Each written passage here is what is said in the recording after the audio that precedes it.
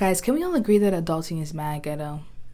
Like, I'm 24 and I know when I'm like 30, 35, 40, I'm gonna be looking back at my 20s like, yo, that was the most ghettoest time of my life. So when I came to school, I sold my car because I thought that I could skateboard around town. Mind you, I had only been skateboarding for like a few months. So in my mind, I'm thinking, oh yeah, this is gonna be the perfect time for me to just like learn more about skateboarding, skateboard to and fro class. Came down to Savannah, the streets, there's like something living under there. There's like something that's crawling underneath the sidewalks that makes them just pop up. What there actually are is a bunch of just tree roots that are just growing underneath the ground that are making the sidewalks very wobbly. Real quickly, skateboarding was out the picture. I started going by bus, by walking, built my legs strong. Starting to get really hot or real cold. It's not cutesy. Buy a scooter, okay? Fall quarter last year, first year with the scooter, I'm living life. Life is good. I'm going 19 miles per hour. I'm going from one class to the next class. I'm getting everywhere on time. I'm going different places. I'm seeing new things. Come back after the 7 weeks of winter break and my scooter has a flat tire. I said, when things like this happen, God, maybe you're trying to talk to me. Maybe God is trying to tell me it's a moment for me to go slow.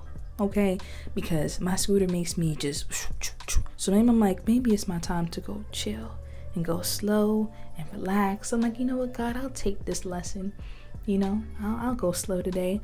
But it wasn't until I found out how hard it was to get a scooter tire fixed, how expensive it is, that's when I was like, God, why me? Why is this? Why? And so I have a 10-week quarter, and usually the 10 weeks gradually get progressively harder, right? Like start picking up week 4, week 5, week 7, don't even talk to me, okay? It's getting crazy. It has only been week 1. But I'm like, Spirit, it's only week 1 and you're trying me. What is going on? And at first I felt really isolated in this issue. I felt, damn, like, why am I doing all this right now? Like, why am I so inconvenienced? And I just spoke to my friend Nina, who for some reason also her computer just crashed. My scooter, failed me. So, but I could still walk to and fro. I could still take a bus, get to class. Her computer, which is the thing she needs to do her assignments, just crashed. And I was like, whoa, it can get worse. I was grateful that she shared with me her story, not because she's also going through something similar, but more so of just me realizing that life is like that. Life has a way of inconveniencing you at a time when it is not opportune to be inconvenienced. And it's going to say, even though you got this, and this, and this, and this to do, I'm going to just throw you a little bit of something for a little pizzazz, just to spice it up a little bit. And things will happen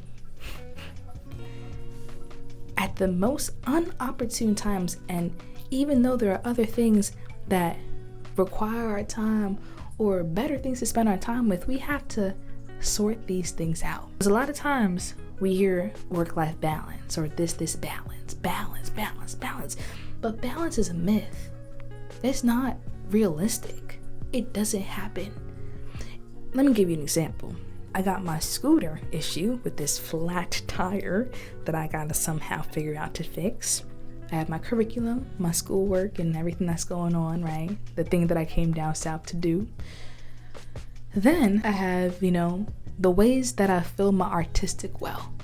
Reading, doing art practices, going to bookstores, going to parks, just lollygagging, just finding ways to fill my senses with good and juicy and yummy stuff to find some source of inspiration to create from, right?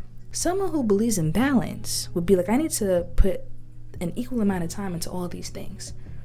2 hours a day here, 2 hours a day here, 2 hours a day here, right? But that's not how balance, that's not how life works. Life is not about equal amounts everywhere, but more so of like prioritizing what needs my attention right now.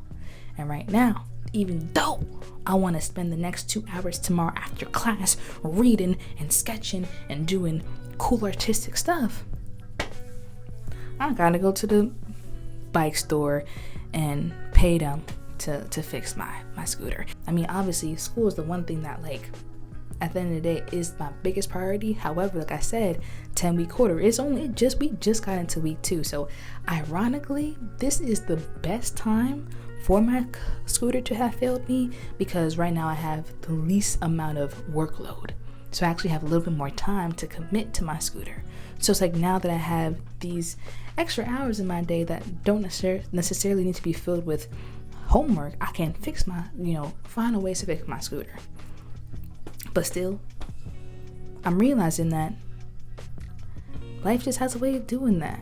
Life has a way of throwing you curveballs in a moment where you don't need no curveballs. I mean, we never really need a curveball, but life has a way of saying you're going to have to deal with this whether you want to or not. And that's anything. It could be a failed scooter, a failed car. Sometimes it could be somebody passing away. That's a real way to slow things down. Because last month, December, there were just countless, well, I can count actually, amount of people who passed away. And I realized how inconveniencing even death can be. How even life can just be moving so fast and so fully. And then you're like, someone that I love is no longer here. And no matter what you got going on, you got to take a moment to sit down and grieve and mourn and process that. Life has a way of throwing you things, whether it's like Nina, where you're just like, okay, I know you in school, starting your quarter, but bam, the computer's going to die. And you have to find a way of figuring that out. And child, I feel like in instances like this, it's not even about the why. Sometimes things don't even have a why.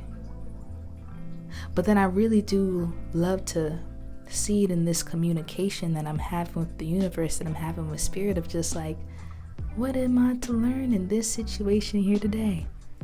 Is it to go slower? Is it to pivot? Is it to have patience? Is it to keep my calm? It's to know that even when the worst things happen, I'm gonna be okay. Because trust me, child, this scooter is one of my biggest issues. But honestly, I think why I'm so fixated on it is because I also got a couple little other things that are happening all around me that are just stressing me out. Okay? But I'm gonna come back tomorrow when I go to the store and see what's going on with this scooter.